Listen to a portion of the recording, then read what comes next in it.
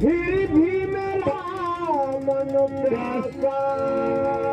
समय का बुद्धि उनकर सामे है गरे काहे के शादी कलू देख दहे गरे दिन भर घूमे नहीं कोयला कमाई माई रे भतार बेटे मुँह से दवाई माई रे भतार बेटे मुँह से दवाई। तोहर पर्सनालिटी देख के मन करता ना कि मोटरसाइकिल के पीछे बैठा के हाथ बीड़ी मार तो कितना रह ना सुधर बे